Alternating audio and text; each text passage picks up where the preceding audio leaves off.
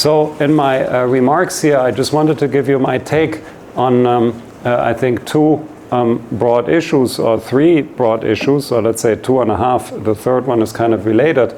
The first is just to give you my sense, my perspective on the state of world trade, then my perspective on the state of the WTO, and then, I'll talk a little bit more broadly about the, I think, globalization crisis that I think we are in, where this is originating in, and also perhaps what we can do to get out of it. So let me start with the first part, the state of world trade, and perhaps I just start by giving you a few numbers out of our Global Trade Outlook and Statistics report from this April, which we're going to update in October. But we've been monitoring the data, and so far, at least, it looks like what we were talking about in October is still roughly correct. So what we saw last year we saw a contraction in the volume of merchandise trade, not too big, 1.2%. And we expect things to get better this year and also next year. So we're projecting an increase in the volume of world merchandise trade by 2.6% this year and by 3.3% next year. But that, of course, takes place in a very risky environment. You all know about the geopolitical tensions. Of course, we have the regular macroeconomic risks. So it's, of course, a forecast, nothing that we can be sure about. Now, this is manufacturing trade. We also have services trade. And services trade actually has been doing very well last year, but also more generally. And I'll come back to that.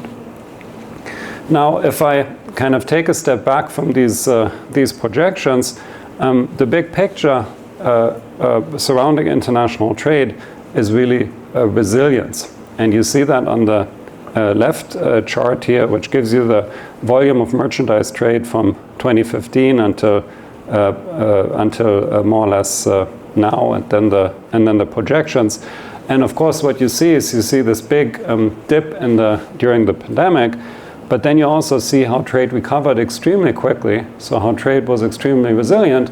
And if you think about what happened, it's not, trade was not only resilient, but it was a great source of resilience for the world economy as well, and in fact for all of us, for all our public health, because of course a lot of the medical supplies, personal protective equipment, ultimately vaccines also, were produced in international value chains and were also delivered to us through international trade. One thing that was a little bit unusual last year, so as I explained, we saw a bit of a contraction of international trade volumes last year. And you can see that, so the blue bars here are the trade volume growth, and the green bars are the real GDP growth.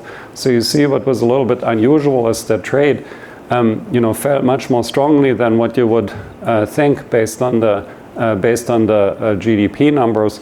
And the story here is really Europe, and the story is high inflation. So Europe, because within European trade also counts as international trade, of course, because we have different countries, even though it's a customs union.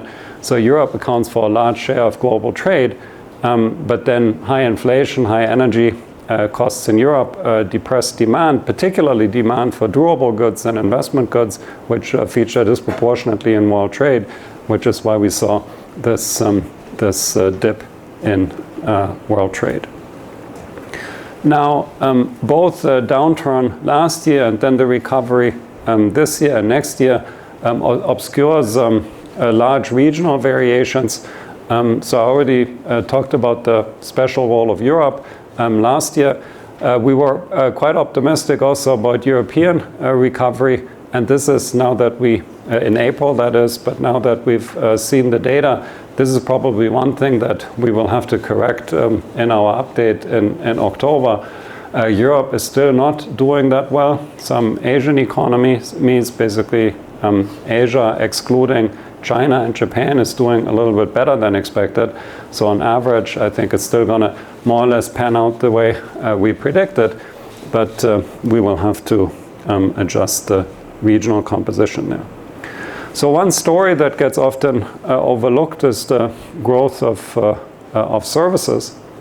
Most people, when they think about trade, they think about goods trade, but services trade is also important, particularly, and let me maybe go straight there, particularly trade in digitally delivered services. So there are all sorts of services that are transmitted by electronic means. So it could be an accountant that sells her services through the internet. It could be K-pop that someone is consuming elsewhere. It could be a video game. It could be Netflix. It could be IT services. All these things, and it's growing extremely quickly. It's the fastest growing segment of international trade. It has grown by an average of 8.1% since 2005. Also in Korea. So I just looked this up before coming.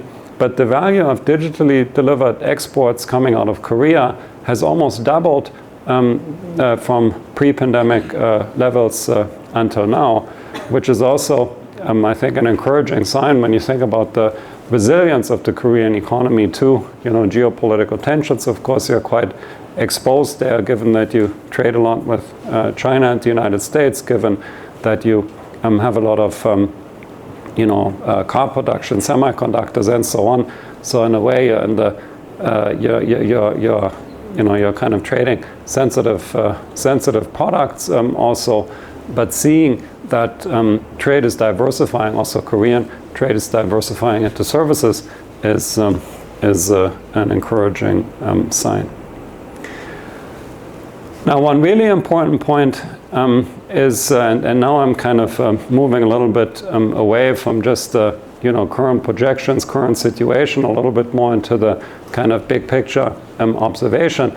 A really important point is that we do not see yet, perhaps I should say, but we do not see any de-globalization. Right? You read in the news all the time about the crisis of international trade, about the crisis of the WTO, and so on and so forth. And there's some merits to it, and I will talk about it.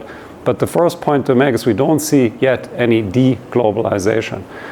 What we see is what the Economist has at some point called slowbalization, meaning that the trade to GDP ratio, it used to increase and increase and increase, meaning that trade would grow faster than GDP, so the world economy on average would become more and more open.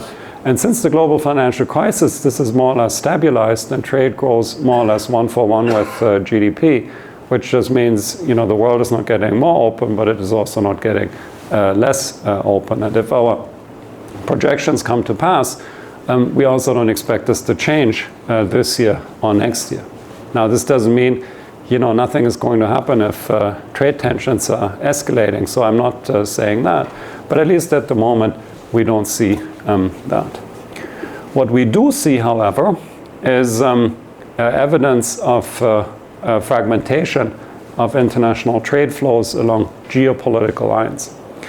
And this is most obvious. Let me maybe start with this here.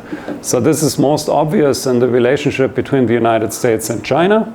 So what you see is that since the escalation of trade tensions, so since the first Trump tariffs and the Chinese response to them, bilateral trade between China and the United States has grown around 30% more slowly than trade between these countries and third countries. So it's not saying that trade is necessarily falling, it's just saying that trade shares have moved away from China-US trade towards trade with other countries, and this is what you see here. So it kind of used to go in parallel, and then, as you would expect, of course, if you put high tariffs in place, of course, this is going to have some effect on trade flows. And you can dig deeper here, and you can actually look at the individual sectors, and you see exactly that it's the sectors that have been hit with high tariffs, which also, where you see the reduction in trade flows. But it's also important to see that this is not just a China-US phenomenon, but this fragmentation is something that we see more broadly. So one thing that we did at the WTO, and in my division, just for research purposes, so members always get nervous about this, but I think it's interesting just as a statistical exercise. So we divided the world economy into two hypothetical geopolitical blocks, and hypothetical is the key word here. So we look at China and the United States, and we just look at voting patterns in the UN General Assembly, who tends to vote with China, who tends to vote with the US, and that gives us two blocks. And then what we look at, how has trade between these blocks evolved relative to trade within these blocks, to try to detect some evidence of, friend shoring. And you see that it actually, it evolved exactly how you would expect. So historically, these two, so the intra and inter block trade has kind of evolved similarly, but since the start of the war in Ukraine, you see the difference emerging, and you see that on average between block trade is growing 4% more slowly than within block trade. So I don't want to overemphasize this. It's not that the world economy is falling apart or already fragmenting in kind of extreme ways, but we do see first signs of geoeconomic fragmentation. And we've done some simulations where we conclude that in the worst case scenario, this geoeconomic fragmentation would be quite costly to the world economy, bringing about real income costs of around 5%, with losses being much higher for some economies. But that's the worst case scenario, not what we are seeing now. So if I, therefore think about the kind of the current the current situation, what I would conclude, or if I think about the state of world trade, what I would conclude is that, well, first, trade has been remarkably resilient, and the medium-term outlook is more optimistic than headlines suggest. I would also say that we see no evidence of deglobalization, but first signs of fragmentation around geopolitical lines. And I would also say that it looks like the future of international trade is in services, especially digitally delivered services. Yeah? So that would be the first point I would want to make. And this is based on a publication that we put out every April and then update in October. It's called the Global Trade Outlook and Statistics. And it's, so it used to be just a news item, but this is really something that we are trying to promote. And with every iteration that's going to come out, this publication is going to be more and more substantive. So it used to be just a forecast, but now it's also more analysis. Okay, so that's the state of world trade. So what about the state of the WTO? And here, of course, you have heard, read, thought perhaps that the WTO is in a big crisis, and let's face it, some people even think that the WTO has become irrelevant. And the first thing I can tell you, so first let me acknowledge that the WTO is, of course, facing problems. And let me also acknowledge that the WTO is in need of reform, and we'll get there. But what is really important, and I think for me, perhaps today the most important message for you, is that the WTO is still highly relevant and is still delivering tangible benefits to its members and the world economy as a whole. Indeed, I would say that the WTO really is a historic achievement of the international community that was created in a constitutional moment after the Second World War. And we really need to all work together in order to preserve and strengthen this institution. But let me just go through this in a little bit more detail here. So the WTO is if you just go to the WTO website or if you talk to someone, is a pretty confusing place because there's all sorts of things going on. There are all sorts of things going on. They're going on in a pretty decentralized way. So, it's a little bit difficult to get an overview. But at the end of the day, it's not so difficult. because the WTO has three main functions. First, it negotiates trade agreements, or our members negotiate trade agreements. Then the WTO oversees the implementation of trade agreements. Obviously, the members themselves have to implement them domestically, but we have this implementation function. And then members settle disputes that arise in the context of trade agreements. So sometimes people also add two more functions. Sometimes people say we also have a coherence function, so we also have to cooperate, for example, with the other Bretton Woods institutions, in particular the World Bank and the IMF, to ensure that international policy is coherent. We actually have a coherence mandate. And then some people also separate out now what is it called? Not development assistance, we call it kind of capacity building. So more like the capacity building function, but I would integrate this more into the implementation of trade agreements so that the WTO is also there to support members who maybe don't have the domestic capacity to also implement these trade agreements. So let me go through all of these three functions and explain to you first how the WTO is still delivering before I then talk about some of the reform discussion that has taken place or that is currently taking place. So in terms of the negotiations function, so I think here perhaps the world went into it, or we all went into it with the wrong expectations, because the WTO was, when the WTO was founded in 1995, it was the culmination of the Uruguay round of trade agreements, the Uruguay round of trade negotiations, which was, of course, a huge success that introduced, many kind of sweeping changes to the way in which we conduct international commerce. So perhaps based on that expectation, then based on that experience, there was then also an expectation that, the WTO is going to continue to deliver, changes of that magnitude. And, I'd be the first to acknowledge that this has not happened so far. At the same time, though, a lot of progress has been made. And this progress, as I was already saying, has delivered tangible benefits to our members and people around the world. And there's been progress both in terms of multilateral trade negotiations, so what the WTO normally does, as well as also plurilateral trade negotiations, which means negotiations among subsets of WTO members. And I'll get there, but Korea has played an important role in, well, actually in all of them, but in one in particular.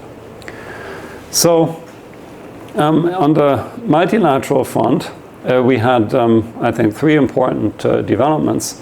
So the most important, perhaps, was the so-called Trade Facilitation Agreement. And the Trade Facilitation Agreement is not about market access, so it's not about tariff reductions or anything of that sort. It's about something more boring, but still very important, which is simply the facilitation of import and export processes, right? If you ship your goods across an international border, you don't just have to pay a tariff, but there's all sorts of procedures involved, what kind of documentation you need, what paperwork you need, who you need to talk to, and so on and so forth. And this causes delays, and these delays have an economic effect that's similar to an import tariff, simply because you lose time in transit. So what this Trade Facilitation Agreement is doing, and has already successfully delivered, is basically to cut red tape in import and export processes. And it's all not rocket science. These are relatively kind of straightforward provisions of how you can simplify these processes, how they can be harmonized across countries so that you don't have to kind of start from scratch every time you cross another international border. And how they can be modernized also with the help of new technology. So we just conducted an ex-post analysis and came to the conclusion that so far this Trade Facilitation Agreement has already resulted in a $231 billion increase in international trade. And as you would expect, much of these gains have accrued to low and middle income countries, particularly low income countries, where there's the most significant problems with trade facilitation.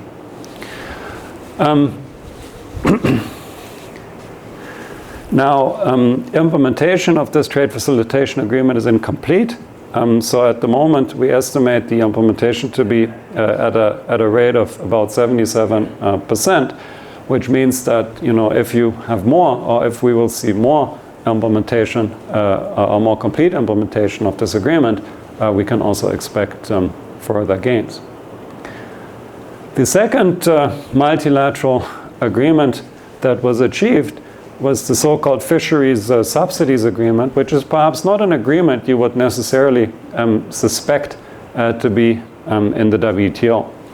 Because it's an agreement, as the name suggests, on subsidies that are given to the fishing businesses in various forms. And from an economics perspective, it's obvious, even if you haven't taken an economics class.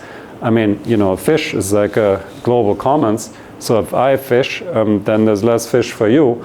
So there's a negative externality. So if anything, we should tax fishing and not subsidize fishing. So from an economics perspective, it doesn't make sense at all to have this policy. But then, of course, people involved in fishing, just like people involved in farming, are often vulnerable populations. They play an important role in the economy. So, this is how this developed.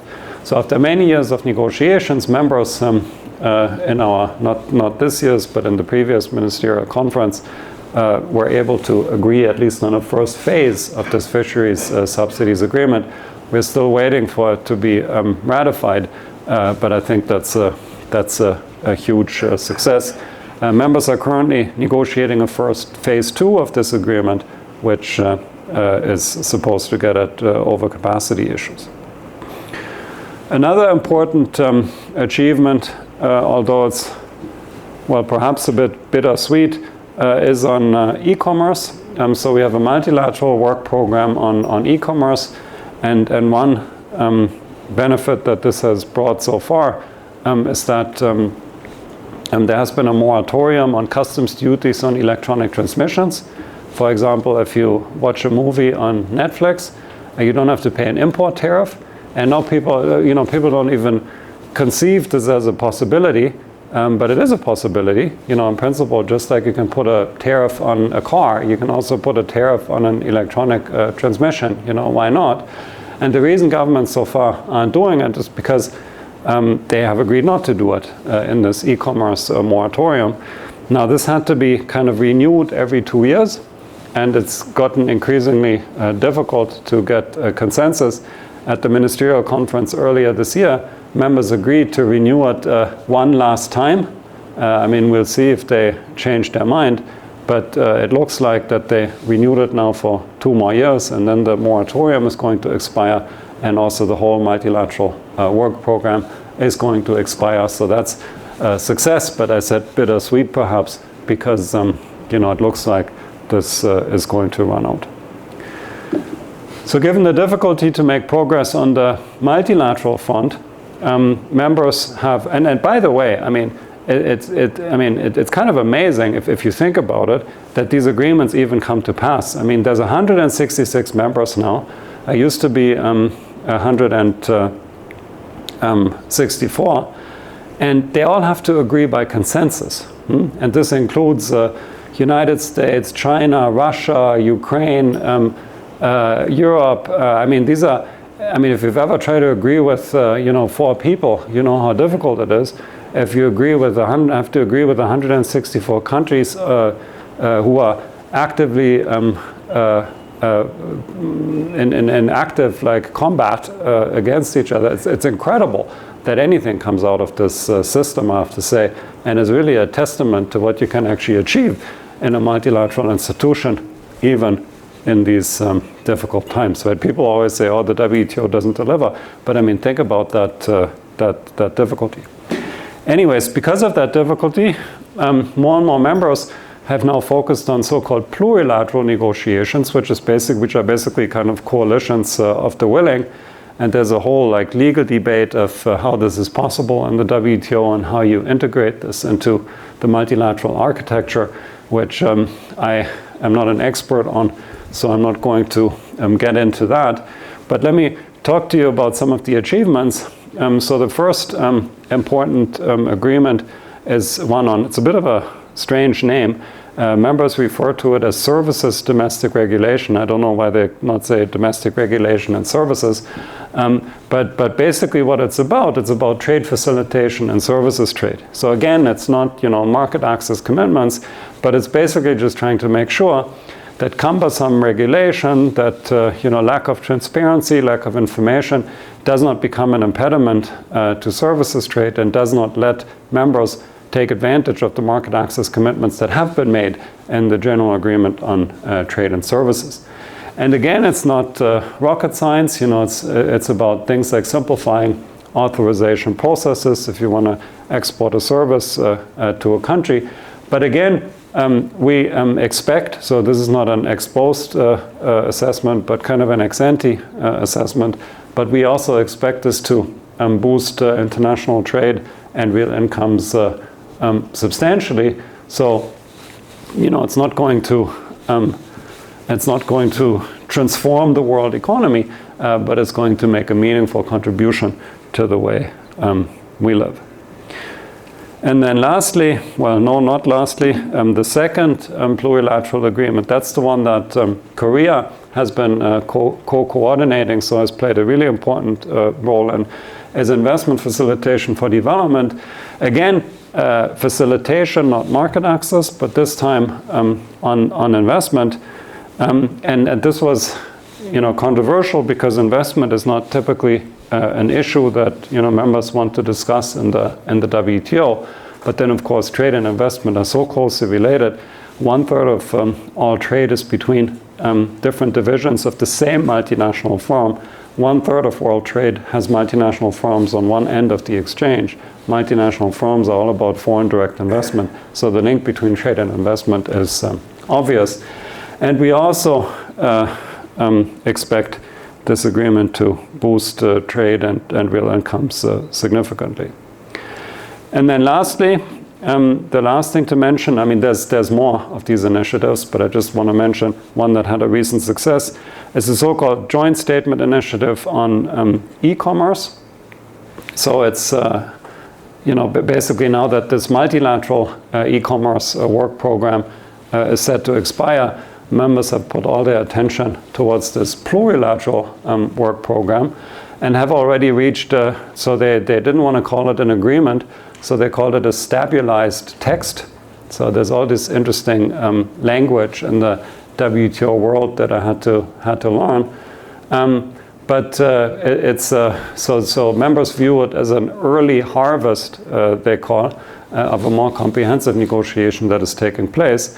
And the idea here is basically to modernize world trade rules, because think about it, the last main update has been in 1995. The world economy has changed fundamentally, in particular when it comes to e-commerce. So many members feel that we need rules to kind of regulate this. And there's all sorts of important issues, e-signatures, e-contracts, international payment systems, privacy, cybersecurity, and so on. And they've agreed on parts of it, including also making permanent this moratorium on customs duties on electronic transmissions, but not for all of them, but only for the members of this joint statement initiative. So bottom line, a lot is going on in trade negotiations. One of my colleagues always says when she gets asked whether the WTO is irrelevant, that the parking lot is still full. And this is the case. Members are coming, they're negotiating, and they're having, all these successes. I have to speed up a little bit. So let me now go to implementation. So remember, negotiation, implementation, dispute settlement. So implementation, let me just give you one number. Forget the table. Just look at the title. Despite the proliferation of regional trade agreements, despite the trade tensions between China and the United States, our statisticians are estimating that more than 75% of world trade are still conducted under the WTO's most favored nation tariff, which means that they're conducted directly under WTO rules. And you can go further and you can say, well, the vast majority of the rest is conducted under regional trade agreements, which are also constrained by WTO rules.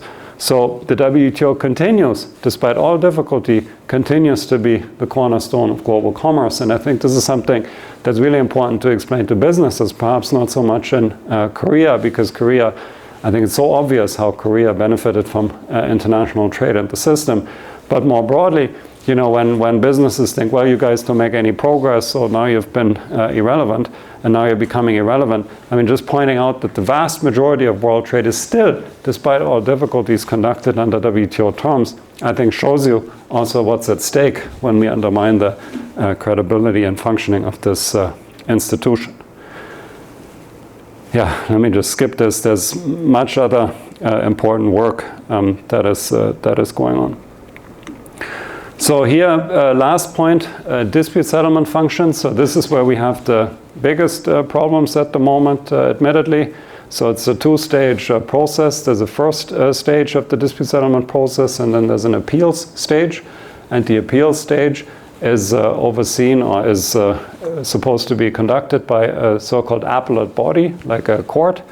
And the United States has blocked the appointment of judges to that court. So we still have a court, but we don't have any judges. So it's just not working at the moment. So what can happen is that after the first stage, you can appeal into the void. That's what people call it.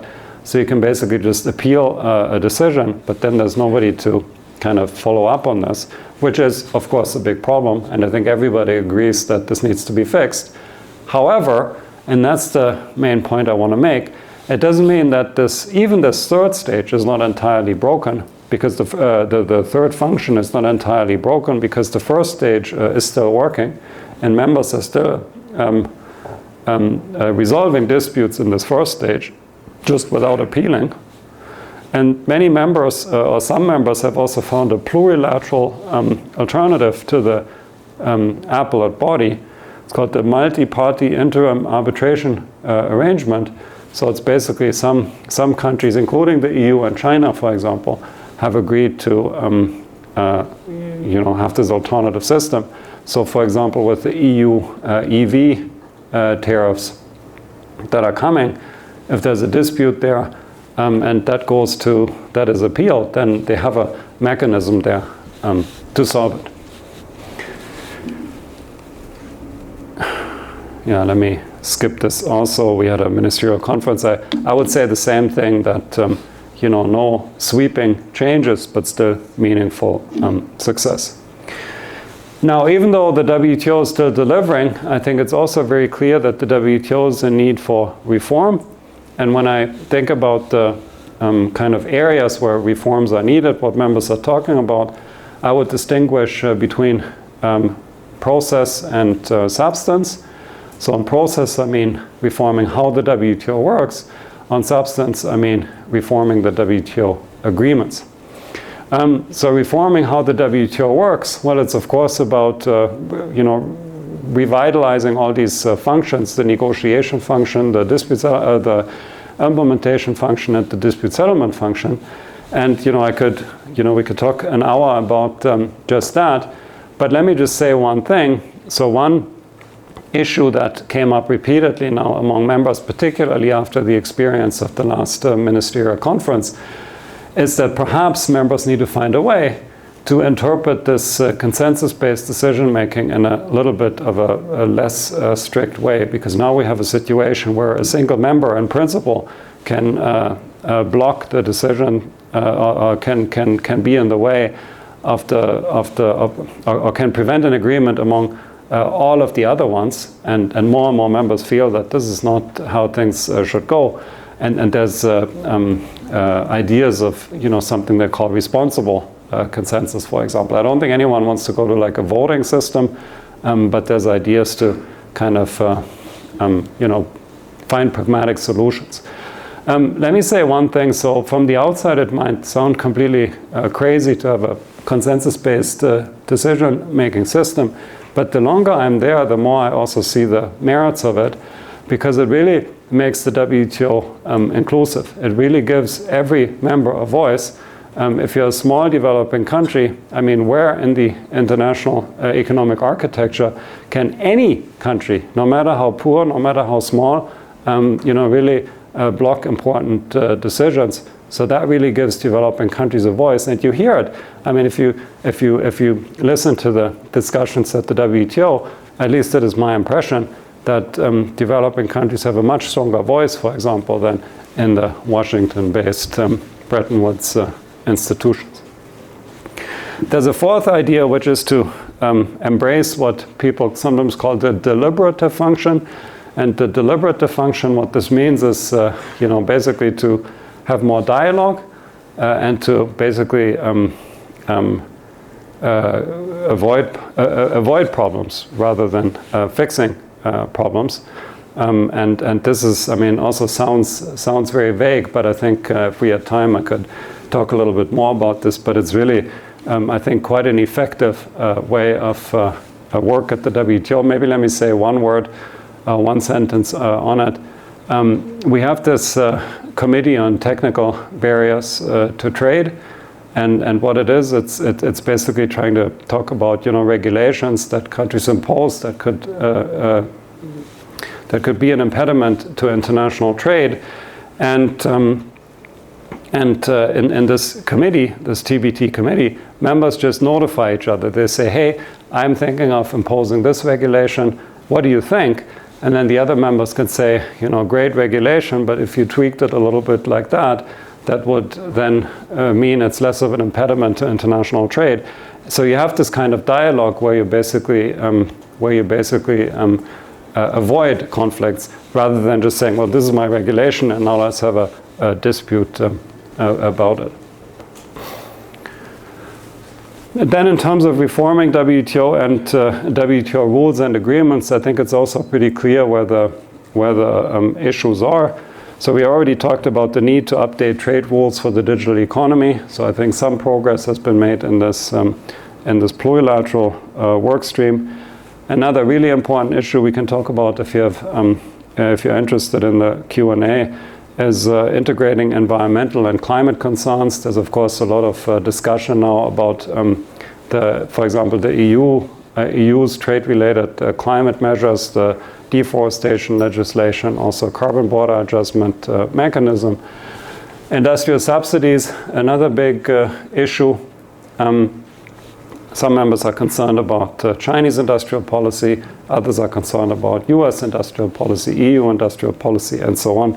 And then, of course, the geopolitical shifts that we already talked at the very beginning. There's a security exception, for example, in the GATT in our main treaty, and how to handle this, how to work with this, how to manage this whole intersection between trade and security is very important, because so obviously if you can get away with anything by saying that this is your national security interest, and if you're the only one who can define what's your national security interest, that of course in principle allows you to undermine the entire agreement. So finding a way to deal with this responsibly is also important. So the WTO continues to deliver tangible benefits, but is also in need of reform. Do I still have 5 minutes? Okay. So then if I still have 5 minutes, let me conclude by now talking a little bit more big picture about what I think, why we are in this globalization crisis and what we can do to get out of it. So for me, it's clear that globalization is in crisis, and for me, so my interpretation of this is the following. I don't think that people have forgotten that international trade brings about important economic gains. And I think this is something, in Korea, I think it's obvious to everyone. But even more broadly, I think we can understand, I think we all understand that specialization is the foundation of our prosperity. You know, if I had to produce personally everything that I consume, if I have to make my own food, my own house, my own clothing, I mean, this would be a recipe for disaster, we all understand. So the functioning of our modern economy is based on the division of labor. I specialize in one thing, you specialize in another thing. And as soon as you have division of labor, you need exchange, right? Because I want some of the stuff you make, you want some of the stuff I make. And that's trade. International trade is the same thing, just crossing an international border.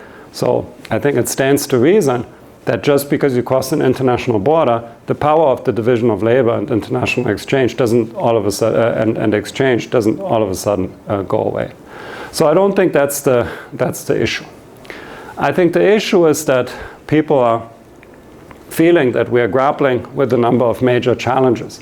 And I would emphasize three. First, we need to maintain peace and security. And with security, I don't just mean national security, but also economic security. So, you know, resilient supply chains and so on. Second, we need to achieve a sustainable economy, whole climate debate. And then third, we need to reduce poverty and inequality. So a lot of progress has been made, but there's still concerns that trade threatens inequality within countries, and that also trade is not helping some countries develop. And my diagnosis is that more and more people, and also more and more policymakers, have come to the conclusion that trade is an important part of the problem. And I think what we need to do is we need to convince people that trade is actually part of the solution. And it cannot just be kind of a marketing campaign, but we also need to really convince ourselves what we have to do to make trade part of the solution. And we wrote a whole report.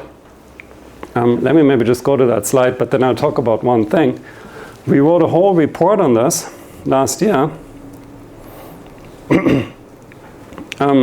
where we talk about why trade is part of the solution and not part of the problem, or how you can make trade part of the solution. But let me just talk about one thing. Let me just talk about trade and the environment. Yeah, just to take one example.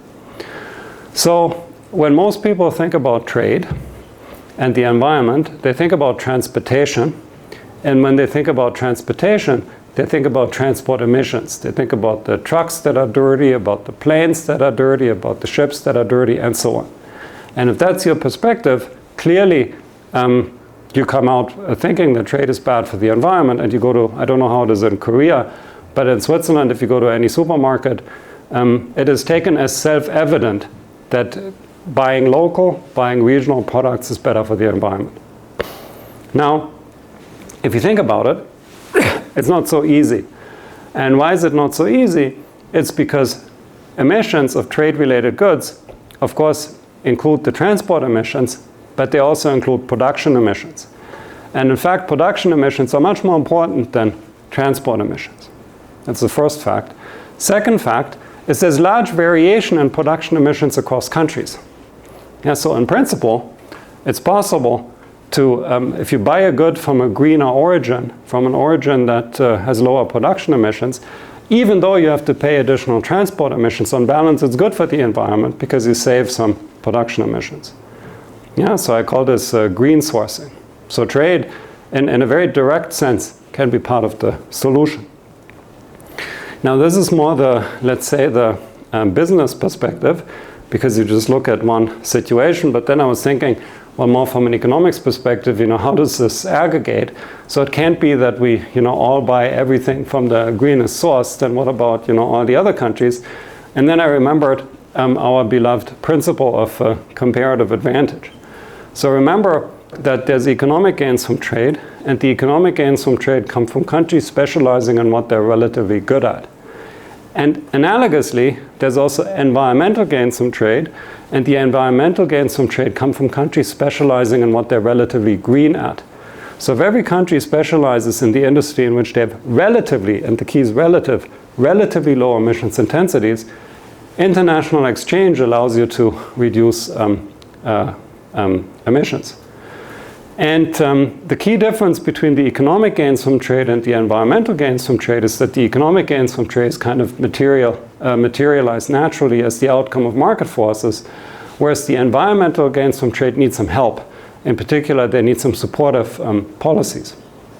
So what we've done is we've run a simulation where we just follow the textbook economics approach and impose a worldwide carbon tax. I'm not saying that that's necessarily realistic. It's certainly not what seems to be happening now, but just to illustrate this point. So we have a quantitative model. We impose a worldwide carbon tax, which in the textbook economics is like the first best solution to the problem. And what the carbon tax does is, of course, reduce greenhouse gas emissions. And then we ask, well, what share of the greenhouse gas emissions reduction is due to these environmental gains from trade? And what we find is that more than 1/3 of the greenhouse gas emissions reductions that are brought about by this carbon tax are due to specialization according to environmental comparative advantage. Which means that trade is not always part of the solution. It's not that we have this green sourcing naturally, but if complemented with the right environmental policies, trade becomes a very strong force multiplier. Which is why it's so important to keep trade open and to make sure that these environmental policies or trade-related environmental policies that are now being implemented don't cause excessive trade tensions, because we need trade to solve this problem. And this is just one angle. There's other angles. We also need to bring green technology, of course, to other countries, and trade is also the way to do it. And we wrote a whole report about this, so not just about the sustainability, but also about poverty and inequality, also about peace and security, how trade can be part of the solution. So I think what we need to do is really to hear people, what they're saying, and they're not saying that there's no economic gains from trade, but I think they're worried about all these challenges. And if we can find a way to change the narrative and to convince people that trade is part of the solution, then I think also a lot of these issues are going to go away. So let me stop here. Thank you.